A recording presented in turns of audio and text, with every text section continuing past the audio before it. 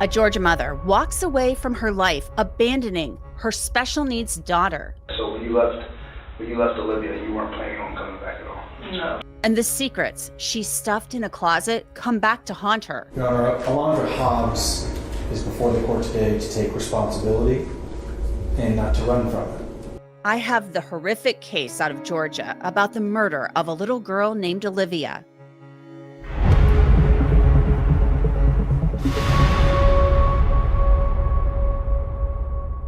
Welcome to Crime Fix. I'm Angenette Levy. 29-year-old Alondra Hobbs was overwhelmed by life, so she pushed all of her troubles into a closet and left.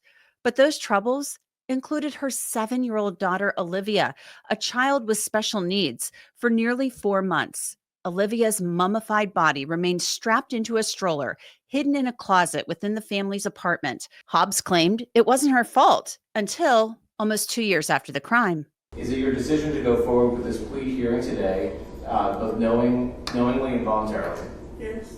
Do you understand that you have the right to a jury trial? Yes. Do you understand that you could have a jury trial by pleading not guilty or by remaining silent and not entering a plea? Yes.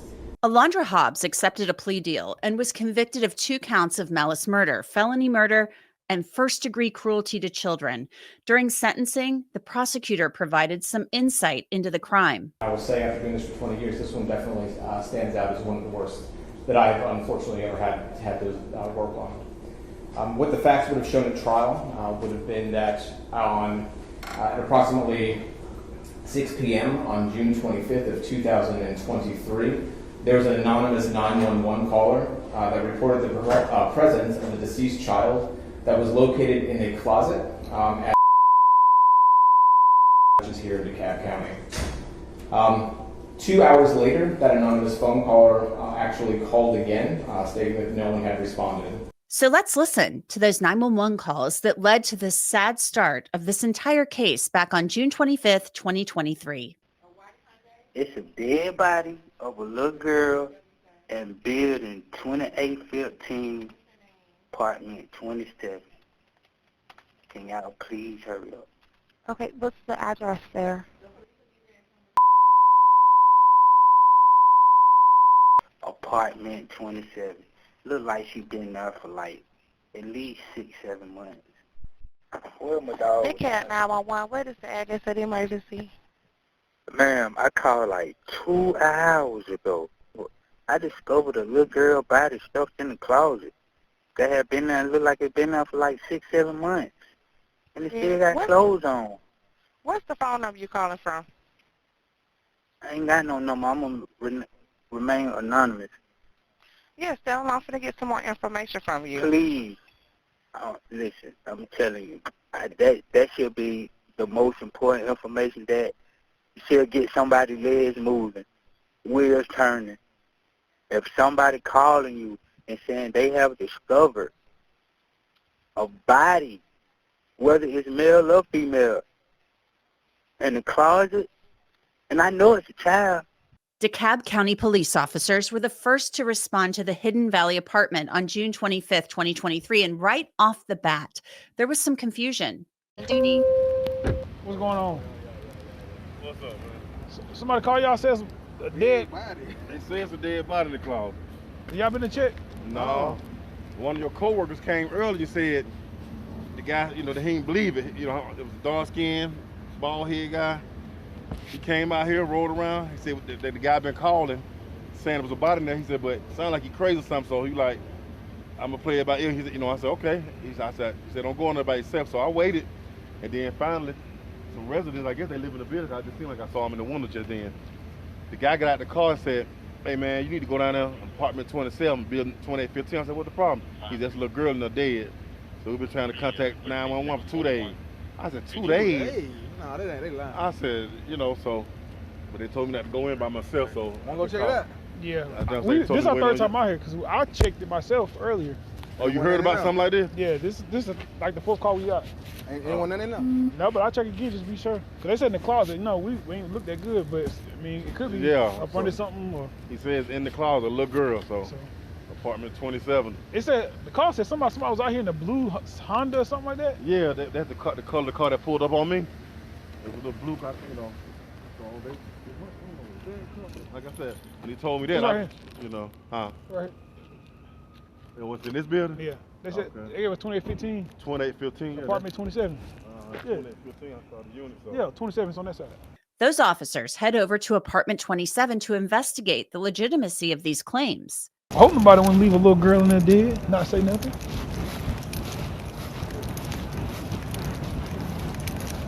There's a reason why Morgan & Morgan is America's largest injury law firm. They're a firm with more than 1,000 lawyers because they win a lot. They've recovered more than $25 billion from more than 500,000 clients. In the last few months, a client in Florida got $12 million after the insurance company offered just $350,000. In Pennsylvania, a client was awarded $26 million. That was 40 times the insurer's $650,000 offer. Another client in Pennsylvania received $29 million after being offered only $500,000. Can you believe that? So even if you think your case is not worth millions and millions of dollars, why not start a claim and fight for what you deserve? Morgan & Morgan makes it really, really easy. You can start a claim from your phone in just 8 clicks. So if you're ever hurt, you can easily start a claim at forthepeople.com/crimefix or by clicking the link below or scanning that QR code that you see right there on your screen. But when the officers arrived at the door, it was unlocked. They stepped inside, and even though they know what they're looking for, I don't think they truly expected to find what they found. 3231. 31.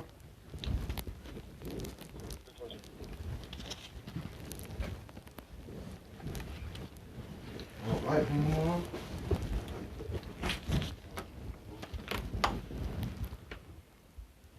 To the location, be secured. Bruh. What? It is. It is? Yeah. See what? Oh. Oh. 6231. 31. What we got? 2815. Apartment 27, 316. Can you up 59?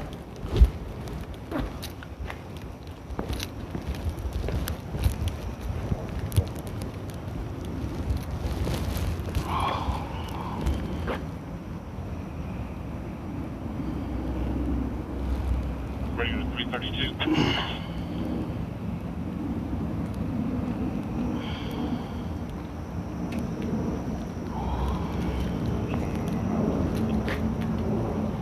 I'm clear. Can EMS enter? Can you advise?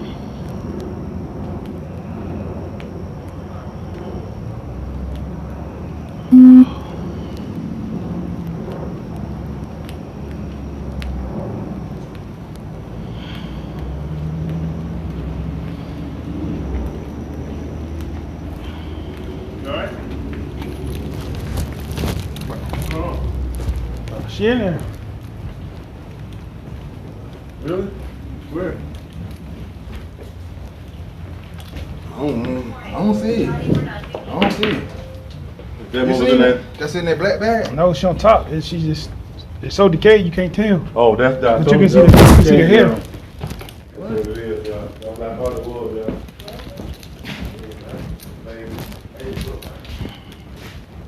Little girl.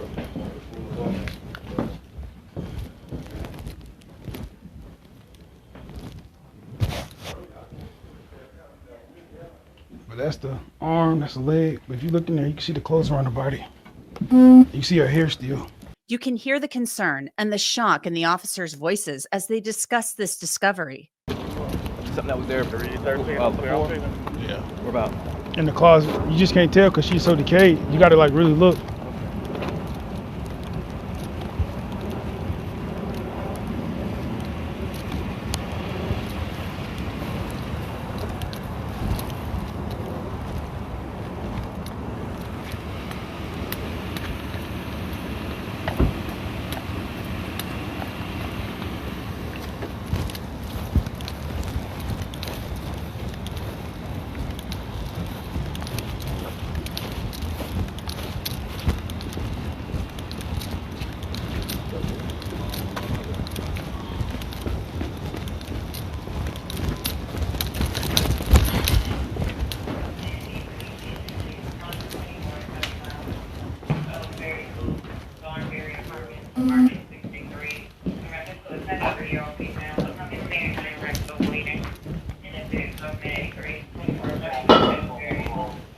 This one.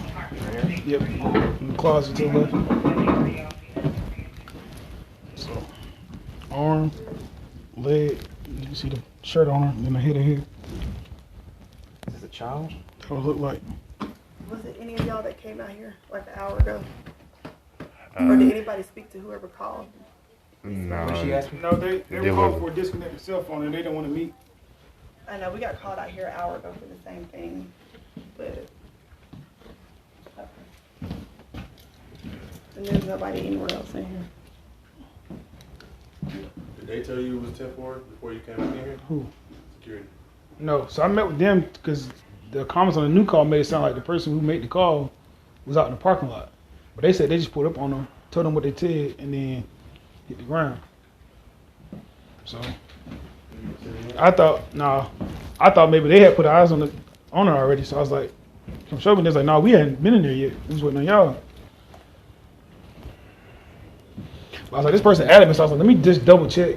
So that 911 caller wanted to remain anonymous, and it's honestly a really good thing that the officers validated the claims. Otherwise, no one would have discovered this young girl's body, possibly for many, many more weeks. This is so shocking. First responders can't seem to grasp the severity of the situation. Yeah, it's a little girl, bro. It's like, so when we first originally got here, I cleared that room. Me and Taylor were close. I went to the closet. I looked in the closet. We didn't smell it. I went inside. We went inside. We didn't smell anything, nothing like that. We opened up. It's just, she was wrapped up in something, so we didn't see. Good, you need anything? No, I'm good. Alright guys. Well, come in some over here, alright? Okay. Thank you. Erase that image out of my head. So if you can erase that image out my head. We cleared that room the first time. Was you and Taylor that went in there? Yeah, and Checked the closet. I went in the closet, looked in the closet, I didn't see anything. It just didn't stand out. It just didn't stand out to you. I think it was probably because maybe she was wrapped up. Was she wrapped up? Like, it just didn't look. She's sort of like laying on the, to me it appears to be like blankets and stuff like that in the closet. Mm-hmm. Did you see all that stuff in there earlier? I don't recall. So it's like blankets and stuff like that in the closet, and she's kind of laying on it. Well, I know I saw her arm. Yeah. So that's. Maybe it was because probably it's so decayed that I can see how you missed it or whatnot, but when I did just see wanted it, to be, it didn't look like to an arm. be clear as to, because I know they're going to ask. Yeah. I know they may ask about it. I just wanted to make sure I would give them an answer. I guess it didn't look like an arm coming, but I guess now when I actually see the full thing, who the f can do this to a baby, bro? Eventually, crime scene techs arrived to start documenting the scene, starting with the area where the little girl was found. That's probably left hand. That's like her knee. I don't think that's a foot. It look like it's kind of like this. That's why I said I think she was sitting in the stroller. It do. It look like she wanted And to. then when she passed, she slumped over.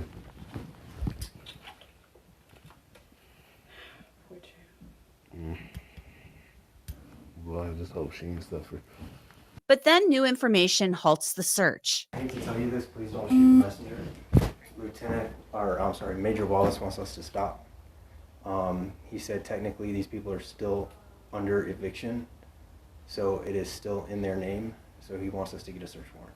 Oh, y'all don't have one. No, because we're going to run into issues at court if... I'm clear. So if She's gonna have to start over. If they had just vacated the apartment, that would have been different. Stop. I was going to say stop what you... But the problem is the manager just told us. Okay. Like, she just told us. That she's still under eviction process. Yeah. Okay. So we're calling Kearney. He's up in the office. We're going to knock out one real quick. Okay. I'm sorry. Please don't be mad. It's okay. Investigators pause the crime scene analysis until a search warrant is obtained. According to the on-site manager, the tenants were evicted, and since their names are still technically on the lease, proper procedure requires law enforcement to obtain a warrant prior to searching. 4 days after the body was discovered on June 29th, Alondra Hobbs was arrested at a motel. She was taken into custody and then waived her Miranda rights, agreeing to speak with the detectives. I have one more question. Please. All right. Well, when we went to the scene, there was towels blocking the door. You know what I'm talking about? I know I shut the door, but as far as towels, I never did put anything in front of the door because I know I didn't want her to get air, but I never did place anything like towels or anything. You want her to get air? What does that mean? Because the room door was shut, right? No, when we got there. Someone might have opened it before we got there. You said somebody had to open it? So how did you leave it? Because when I left out the door, I left her in her stroller with the food or whatever. I shut the door, not the closet door, the room door. The bedroom door? Yes. Okay. And I took off. I locked the door and I took off. But as far as where's that key at now? Do you still have that key? No, I don't. Okay. I don't have that key at all. That's why I haven't went back there. Did you catch that? Hobbs mentioned that she simply didn't return to the apartment because she didn't have a key. It's clear that she has no remorse. Investigators push further and they realize this isn't exactly Mother of the Year material. Like I said, my brother... When you left your daughter, was there anybody else with you besides you? My kid, but the dude that took me to my brother's house. But like I said, my brother stole my key. He know where I stay at. So I don't know. When you left, the dude that took you to the brother's house, he was there when you left your daughter? He didn't know nothing about it. I didn't tell him. He came in the apartment? Mm-mm. Okay, so he came and got you. Mm-hmm. He called you and said, "I'm here." He honked the horn. Yes, he called me and said he was outside. Does he know anything about Alivia? Any guys that I dealt with, I never let my child around besides George. So, what was his name? You might have told her, but Did I pick it up? I met him off a tag. The excuses just keep getting better. Alondra was leaving her poor baby alone that day so she could go on a date with a man whose name she doesn't even remember from a dating app called Tag. Investigators ask more questions to pinpoint a timeline on when this happened. I say the beginning. Okay, so the beginning of February. Okay. But them towels, no. Them towels, what y'all talking about, what y'all telling me, no. But I did close the door. I wouldn't put no towels because I knew I had the thermostat running. So I knew she needed some air. I wouldn't put no towels to circulate anything. What'd you put the thermostat at? 65. 65, is that what you guys normally have in the house? Well, I do, because I deal with hot flashes. I have fibroids, hernia, and stuff like that. How many bags did you take with you when you left?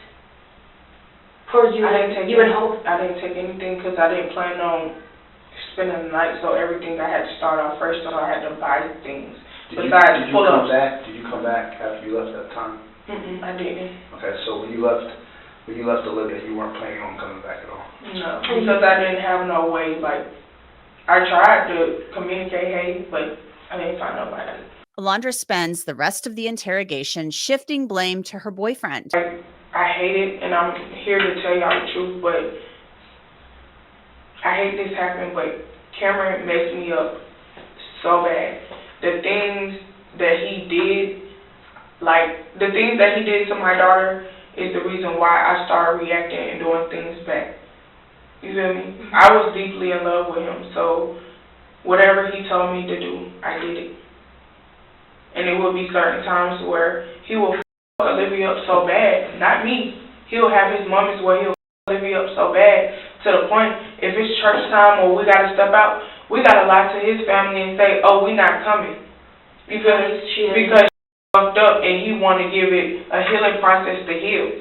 There's plenty of times where that happens. Do you have any pictures of the injuries? It will be in the phones that was stolen. Did you ever send anybody your pictures? Is there any proof of what you're saying that we can find for you? I mean, if we can get proof, it's going to help you, but you're not telling me anything that I can prove. Besides them iPhones, everything is in the iPhones that Alonzo stole. And I have a case for that, so y'all can get into stuff like that, right? No, we can't just find this in phone out of nowhere. But do you have an iCloud account or a Google Photos account? Alondra72@gmail.com. So can you pull the photos on this phone? I can't. That phone? That phone is not even on. Okay. So in order to be on, like, to work it, Wi-Fi, you can't do anything. Just be clear, you left the door locked. Left the door to your apartment locked. You shut the bedroom door, and you said you locked it, and you said you locked the key. Yeah. Well, my brother stole my key, my ID, my food stamp card, my debit card, both of my iPhones. What about the sliding door? Was that locked? The sliding door always stay locked. Okay. Yeah. The sliding door always stay locked. Cameron, who was dating Alondra for some time, was ruled out as a suspect. Although he helped raise Alivia, he was not her biological father. Cameron's mother, however, provided useful information to investigators that prosecutors then mentioned to the judge at sentencing. Cameron's mother, Chacon Hobbs, was also interviewed by police, and she stated that she kept in touch with Alondra even after her son left. She stated she was very clear that Alondra would beat the kids and that they were injured and dirty all the time. She stated that she would take them to her house to feed and bathe them. However, she said the last time that she saw Alivia alive was October 15th of 2022, so approximately 4 months prior to being abandoned by her mother. She advised our office that Alivia and Cameron would strap Alivia in her stroller when they wanted to control her or when she was acting up. She also indicated that Alivia was not able to get herself out of the stroller. Your Honor, Alivia, she suffered from cerebral palsy all of her life. Court documents also revealed that the defendant did not once seek out treatment for Alivia's cerebral palsy her entire life. The prosecutor gives the judge more reasons why she isn't actually remorseful. She admitted that she knew it was wrong and said that she was overwhelmed and just couldn't do it anymore. She stated that she left Alivia with a bottle of water and a sandwich-sized Ziploc bag that was filled with chips and cookies, and that's all she left her with. When asked if she wanted Alivia to have a funeral, her response to law enforcement was that she did not want one because no one had ever really helped her with Alivia. She also stated that she was either going to do what she did to Alivia or she was going to kill herself, and so she made the choice to kill her daughter. Her demeanor during the interview, she frequently cried, she redirected questions, and she blamed Cameron quite a bit. She showed no emotional reaction when told about the condition of her body, that her daughter was found mummified. Then Hobbs's defense attorney takes time to address the court, but not to make more excuses for the defendant. Your Honor, Alondra Hobbs is before the court today to take responsibility and not to run from it. In meeting with her several times, she's made her wishes to me very clear. She does not want me to make excuses for what she's done. She does not want a trial. She wants to take responsibility. It's something that she has not done in certain moments of this investigation to detectives and before. It is something she wishes to do now. And in a case like this, there are not excuses that I think ultimately would matter. There's not mitigation that makes this okay. There are not any circumstances in someone's life that would be a worthy justification.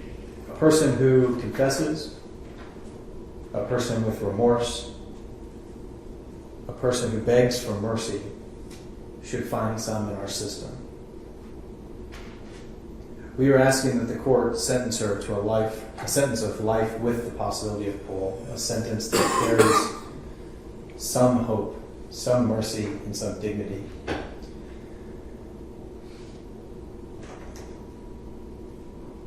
Alondra Hobbs wishes to atone and wishes to take responsibility, and she presents herself to the court and begs for that mercy. Judge Letitia Jackson accepted Hobbs's guilty plea and took a moment to address her prior to sentencing. I've been doing this for a while, and there's very rare cases where I have a murder case that does not involve a weapon, a physical weapon, and even sometimes hands are a physical weapon.